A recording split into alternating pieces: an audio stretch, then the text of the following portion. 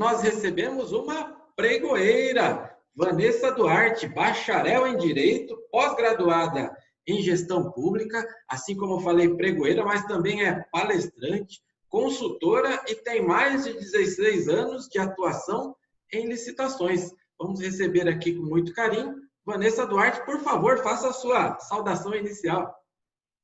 Ricardo, boa tarde, muito obrigada.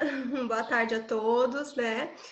Agradeço aí pelo convite, obrigado por essa oportunidade de estar podendo falar um pouquinho aí, né, de uma maneira mais tranquila sobre licitação, sobre os pregões.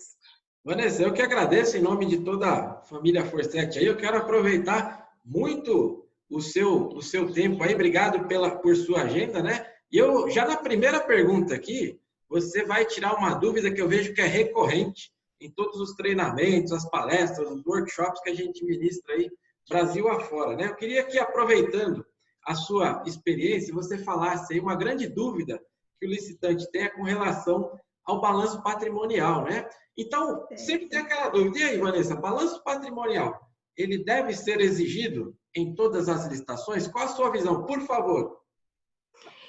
Então, Ricardo, o balanço, né? O balanço patrimonial, ele é realmente uma pedra aí no caminho dos licitantes, né? Seja pelo prazo, seja pelos altos índices que às vezes a administração acaba por exigir.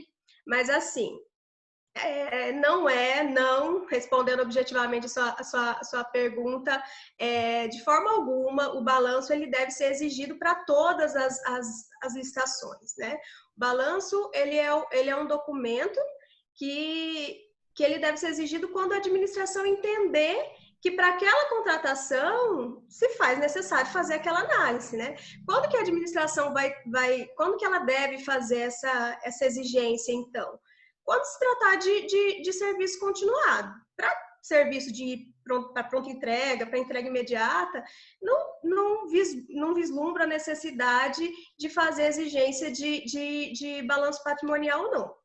Porque, via de regra, o balanço ele é um documento, né, que a lei estabeleceu e a administração exige para que a administração ela possa fazer a análise da boa saúde financeira daquela empresa, para ver se aquela empresa ela tem condições de tocar aquele contrato, se ela vai ter condições durante toda a execução de cumprir com todas aquelas obrigações, né?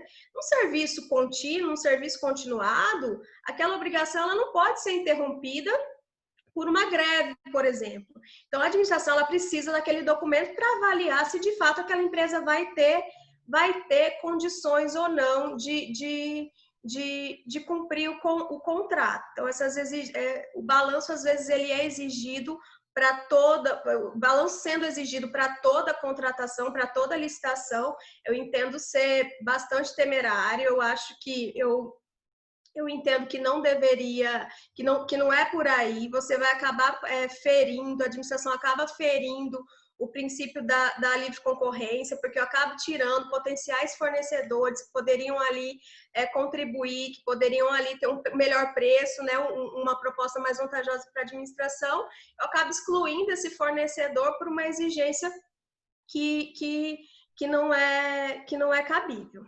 Sim, eu fico feliz ouvir isso de você, né, Vanessa, até pelo cargo que você ocupa, porque o licitante ele tem muitas dúvidas com relação a isso, principalmente quando chega neste tema, nos treinamentos a gente até brinca, agora senta, é hora de tomar um café, porque vai ter bastante debate aí, né, com relação ao balanço patrimonial, mas você, como gestora, precisa se proteger, e a forma que você tem para se proteger, precisa saber como é que está a saúde da empresa. Às vezes a empresa ela às vezes a empresa ao ler aquela exigência, ela pode entender que a administração, que é um excesso da administração, né? Às vezes a administração acaba pedindo um índice um pouquinho mais alto, um percentual de patrimônio líquido um tanto quanto que a empresa entenda que não seria necessário, mas assim, a administração ela sabe a complexidade do objeto que ela está pretendendo contratar. Muitas vezes o licitante ainda não sabe a complexidade daquele objeto. Ele presta aquele serviço, ele tem expertise naquela área, mas ele nunca abarcou uma licitação daquele vulto. A administração sabe, a administração conhece também o financeiro dela, ela sabe que o fornecedor ele vai ficar 30 dias, né, para poder ter o recebimento dele.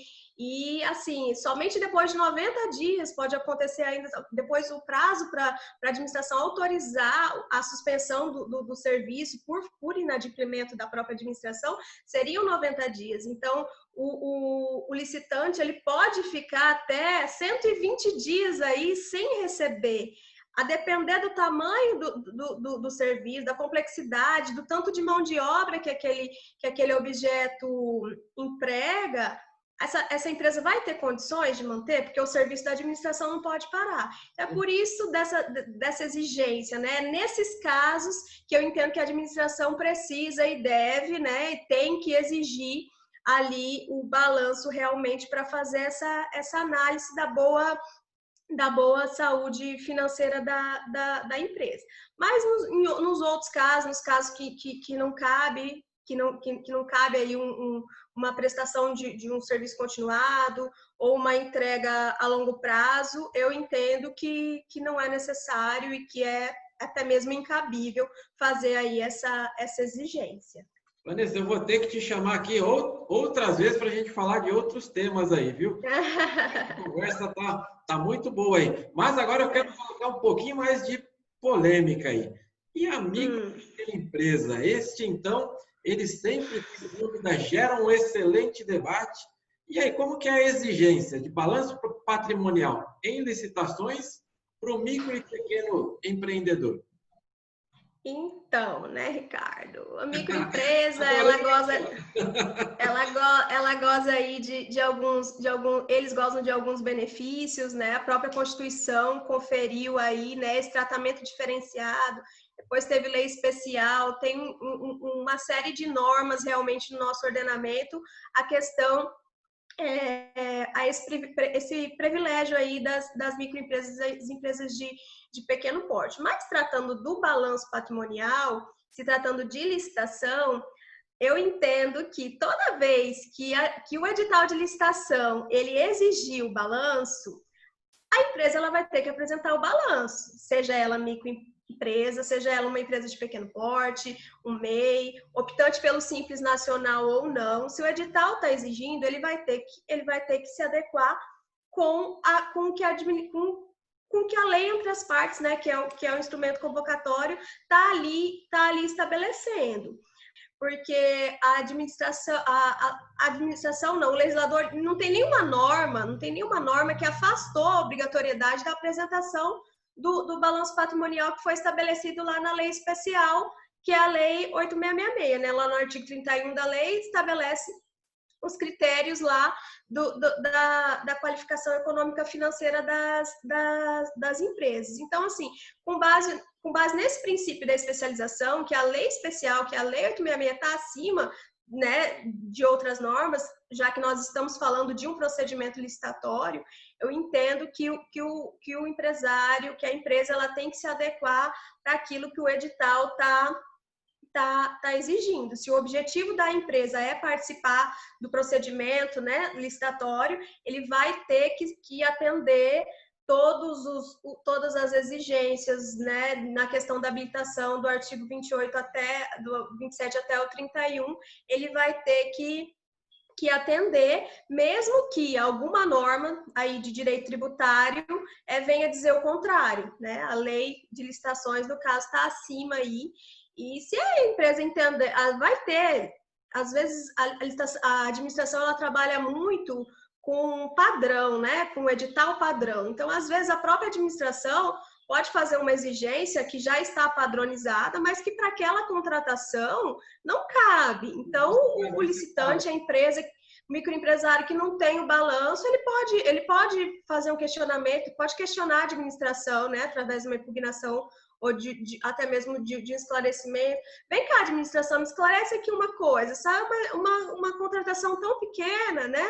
E assim, eu não tenho balanço, eu sou MEI, eu estou amparado, né? E assim, tem como excluir aí essa exigência ou não, e a administração vai verificar e muitas vezes podendo fazer aí essa alteração e atender aí o microempresário. Mas assim, via de regra, se o edital exigiu, o listante vai ter que cumprir. O micro e pequeno também tem que cumprir. Você me fez lembrar, recentemente a gente gravou um vídeo com a doutora Gislene Caligares, ela é lá de Campinas.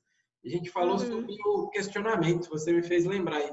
É uma instituição tão pouco utilizada, né? O licitante ele acaba indo participar do processo sem tirar aí as suas dúvidas.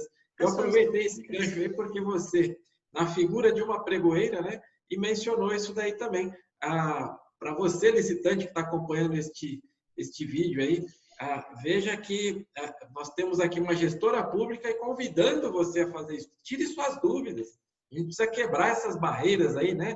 Entre público e privado. Cada vez a gente se unir mais, né, Vanessa? Com certeza, é até mesmo porque, Ricardo, quem mais conhece do objeto é o licitante, quem entende de todas as expertises daquela contratação, tudo, né? Vai ser a empresa, é ele que é do ramo, a administração. Esse não é o ramo da administração pública, tanto que ela está terceirizando, ela está contratando quem entende para poder prestar aquele serviço para ela, né? Então, assim, quem mais vai entender de tudo relacionado ao objeto são as empresas.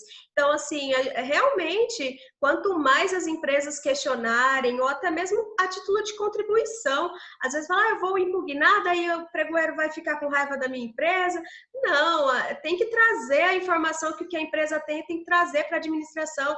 O pregoeiro, ele entende um pouquinho de pregão, né? A administração, ali, a comissão de licitação entende um pouco de licitação pública, ela não vai conseguir nunca abarcar tudo aquilo, o entendimento de tudo aquilo, de todos os objetos que ela adquire ou de que ela contrata. Então, assim, o Instituto do Esclarecimento e da Impugnação realmente não serve só para parar a licitação. Eu acredito que essa não é a visão da administração e nem dos pregoeiros que realmente buscam a proposta mais vantajosa, né?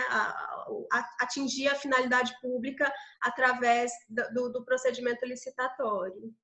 Vanessa, até aqui o papo está excelente. Inclusive, eu vou até dividir em dois blocos aí. Agora a gente vai falar de um tema polêmico também, a negociação. Mas se você que está acompanhando aí quer saber mais aí sobre negociação, vai ter que assistir o outro vídeo também.